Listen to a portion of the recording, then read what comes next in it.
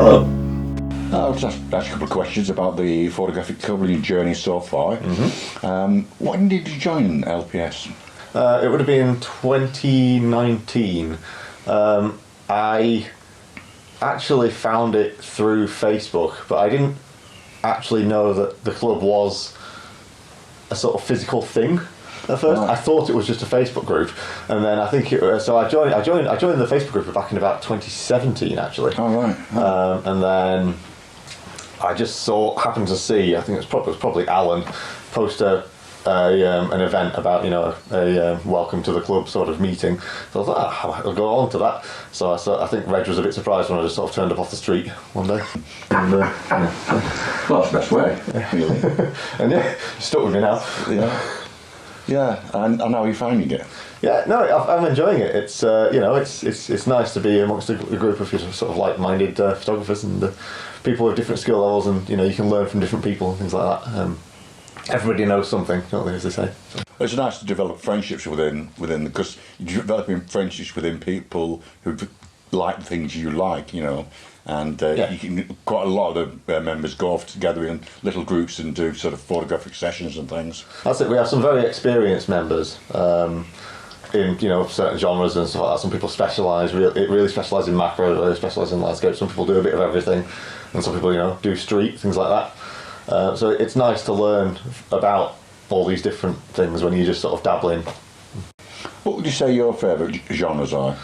Probably, I would probably say I do a lot of nature and landscapey sort of stuff because my grandmother used to own a farm.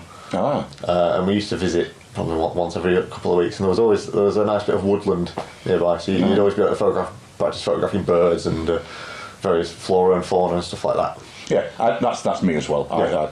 I'm not really into indoor photography. I'd rather be outdoors. Although having said that, when I first got my DSLR, my first second lens, if you will, after the kit lens, was actually a macro lens. So I used to, well, I still do, but I quite enjoyed kind of getting into that, photographing small things. Although I'm not good at any of the focus stacking and things like that, though. No, I don't do any of that. Does the club look different to you now that you've been spending time on the committee than it did before you actually joined the committee? Yeah, you kind of gain an appreciation when you look behind the curtain like that at how much work goes into running in a club like LPS. Even though in the grand scheme of things, we're not huge like some clubs. There's still an enormous amount of effort in organising and arranging all the meetings and the judges and the competitions and things like that, and it really helps you appreciate just how much work. I think you've hit the nail absolutely spot on there, to be honest with you, Dan. On the committee I do various things, and the amount of work that people don't see that you've put into something, and you can spend days on a project that lasts 5 minutes. Yeah, it took me a while to find my feet because I'm quite an introverted and quiet person normally, but I figured that I can, because I work in IT, I figured that I could probably help out with that. And because the fact that we're predominantly on Zoom, for example, now means that I can sort of help out with those sorts of things. So where, for example, the way that we're hoping to be part Zooming and part in person eventually. Yeah. I'm hoping to help out with that. Do you think there's anything that you would change with LPS? I not specifically change. It'll be I think we need to do a bit more work in trying to get the word out there about the club, about getting people to join. I mean, it's a shame that this year, because of COVID and things like that, we've not been able to have our summer exhibition and things like that, which I haven't had a chance to help out with any of those yet because of only just joining the committee. But I was looking, I think having one of those, I don't know if we could maybe do something online with that, but then it's getting the word out there and things like that, isn't it? I think in every organisation or club, there's natural attrition, and you're right, we're not filling it up at the other end, so we have to think of a way of doing that. Mind you, in saying that, it looks like things are looking better on the COVID front. So maybe when we get back together, we could actually have an exhibition. Yeah, I think the club is in a strong position. I think we've got a good programme. I think the Zoom has been a bit of a blessing in that sense, because we've been able to, get speakers and competition judges and things like that we'd have never been able to otherwise. From, the fact that we've formed, a little coalition with Lancaster Camera Club in Pennsylvania, for example, we'd never have been able to do. The membership is traditionally predominantly older males. Yeah. Do you think the club benefits having young people like yourself? Oh, am I young? Thank you. I think it's always good to get different perspectives, isn't it? It's good that we've got a nice. We're getting a nicer sort of spread of members in terms of genders and age groups and things like that, because everybody can bring something to the table. Then you got the younger folks tend to use their smartphones and things like that more. And that can be a completely different genre of photography. And a different way of looking at pictures, because obviously smartphones tend to process things in a different way to traditional cameras and things like that. But then on the other side of that, you have a lot of phones now that are shooting RAW, for example, and that's a bit of a gateway to using a bigger camera, if you will. That was kind of how I started, shooting on my phone and then moving up to a camera. So I think it's good that we have a nice spread of people. The only photographs I take with my phone are snapshots of friends and stuff. I don't think I've ever taken a single photograph of a landscape, for example. So I'm one of the old ones.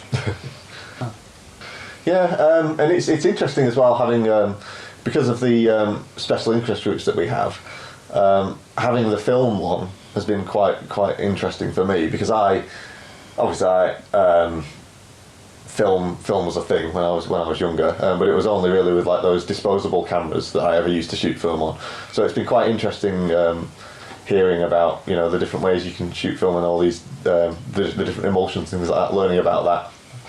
Yeah, I think the special interest groups changed the face of the club, because it allows everybody's got different genres and different things that they're interested in, but if you can get groups together that have got the same type of interest, like film, people can learn off each other, even how to develop films and all that sort of stuff, which has a different perspective to it, I think. That's it, and then you get people who have never been in any of the, who've never shot film or who've never shot macro, and it might light a spark or something like that. Yeah.